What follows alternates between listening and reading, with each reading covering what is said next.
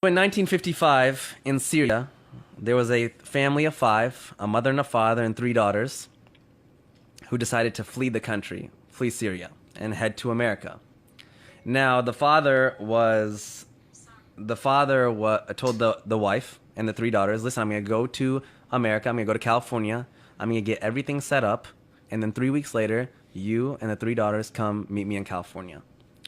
So the father flies to California, is getting everything set up. 3 weeks pass. The mother takes the three daughters, and they head, from Syria to America. Their first flight was from Syria all the way to New York City, where they had a layover. Now, when they landed in New York City, the customs said, hey, you guys are here new to America. You need to take all your hijabs off for the green card photo so that you guys can, stay in America. So the mother, being by herself, not really knowing the English language, is nervous and scared. She said, okay, she took the hijab off and took the photo, put it back on. Next oldest daughter did, second oldest daughter did. The third daughter, a 13-year-old girl named Hala Atik, said when it was her turn, hijab is part of my faith, and I don't want to take it off for this photo.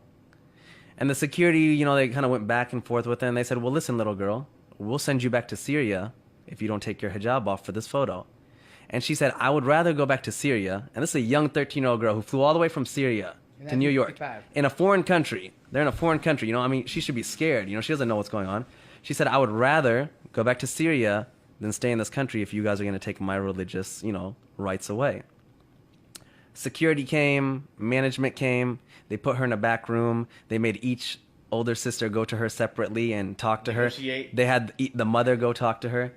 Then the 13-year-old girl said, I don't care who you bring back here. I will not take my hijab off for this green card photo. After 2.5 hours passed, the whole security's there, management's there, cops are there. They finally said, hey, little girl, you can keep your hijab on, you can take the photo. And I have the photo. It's a beautiful photo. It's a black and white photo. What year is this again? What was this? 1955. Wow. Now, the mom is super upset at this time because she's nervous. She's missing her husband. Syria to New York is not an easy flight. And she's like, you're so stubborn. Why don't you just listen to me?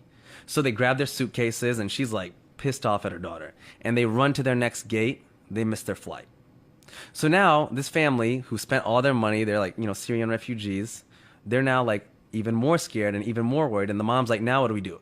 They go to United Airlines. They talk to them. They negotiate. They're like, well, we can't do anything. You guys are making it difficult. Finally, they mutually agree that we'll put you on the next flight to California.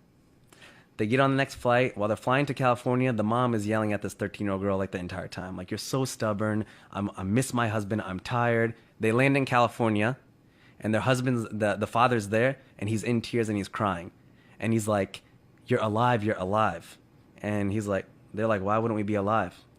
The flight that they were supposed to get on, American Airlines number 191, crashed, killing 295 people. It was the biggest crash in American Airlines history. Wow. And the young girl, Hala, 13-year-old Hala, looks up at her whole family and says, hijab saved our life. Wow. She was there in California. I'm having an event on September 8th. Hala was there. Hala's coming. She's now an old woman. She still wears hijab.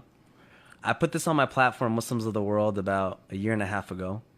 Over 40 million people ended up reading that story because it went viral. And out of that 40 million, when it went viral, about 10 people converted to Islam because of that story.